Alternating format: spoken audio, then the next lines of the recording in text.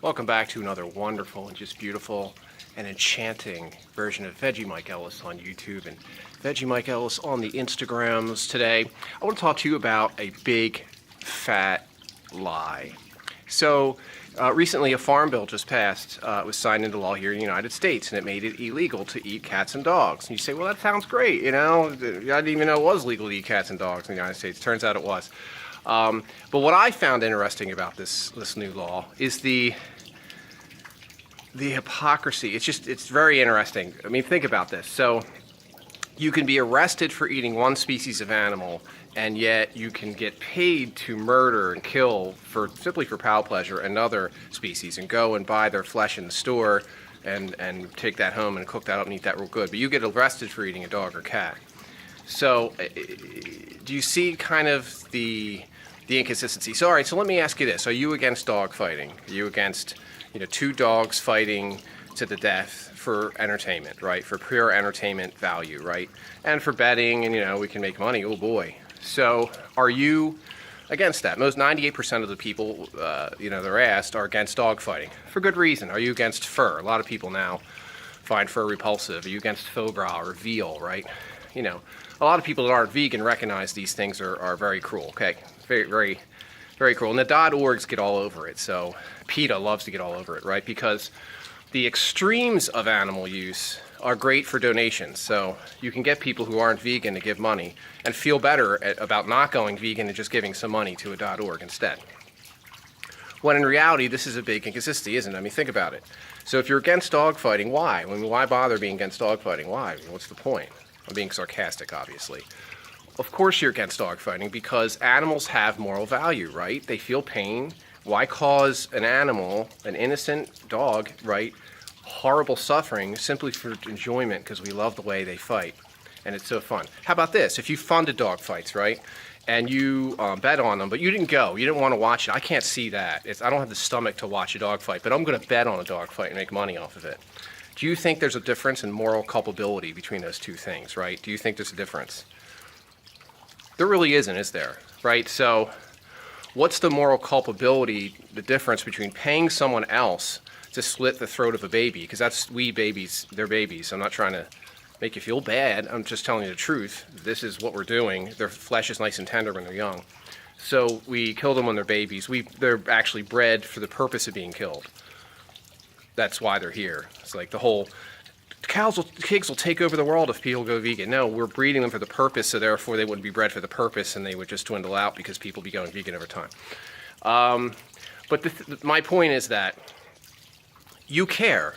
If you're against dog fighting, you care. You think animals have moral value. People do think animals have moral value. That's why this law passed. It's proof that animals have moral value. So it's a big fat inconsistency, isn't it? So there's only two ways to handle an inconsistency, okay? Go one way or the other. We're either going to do away with the animals having moral value thing. I'm about to be very sarcastic. And that would mean no more. You have to strike down every animal welfare law. Dog fighting is good to go. Just anytime, all good. When you have a pet and they get sick, you don't give money to a vet to take care of them. I mean, they're just a burden. They don't have moral value, right? Again, sarcasm. Horrifying, isn't it? Fur's gay, okay, everybody wear fur. Yay, fur. Veal's great. We either have to say animals have no moral value, to be consistent, and stop passing these welfare laws, or, and I'm, again, sarcasm, or the actual answer to this huge, big, fat lie, this inconsistency that in our society, that yes, our parents taught us, and their parents before them, and before them, and before them.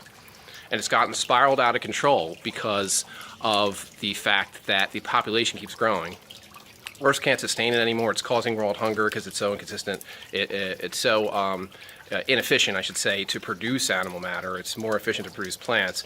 Vegans actually cause the deaths of less plants, ironically, than people who are not vegan because it's so inconsistent to produce animal products. The point being that veganism is the answer to the inconsistency, this big fat lie, this big inconsistency. Veganism just says, enough is enough. I will not. It's a boycott. I will not fund suffering of animals. I will not pay to have these animals bred for the purpose of being killed. I will not pay for them to be bred for the use for their skin, to be for leather, or I won't go to the zoo. and they're not an animal sanctuary, by the way. Zoos are not animal sanctuaries. They want you to think they are. They're not. They're to make money. They're businesses. SeaWorld. Vegans don't go to SeaWorld. PETA loves to get on SeaWorld or talk about fur. They're symptoms. SeaWorld and fur are symptoms of the problem. The problem is that animals are resourced, a commodification. They're commodified, a thing to be used as a resource, like a cell phone, like a car. That's how they're treated. That's what they are. They're property to be bought and sold like a thing. How did that go with slavery? That's what we had with human slavery. We had people being bought and sold as things. Unfortunately, human trafficking exists, but it's black market, right? It's not legal anymore anywhere in the world. We agreed as a society, right, to treat people that way is horrific, because when you're a thing to be bought and sold as a resource, you don't have moral value. You're not part of the moral community anymore. Well, animals, when they're property and being bought and sold as a resource, are not part of the moral community.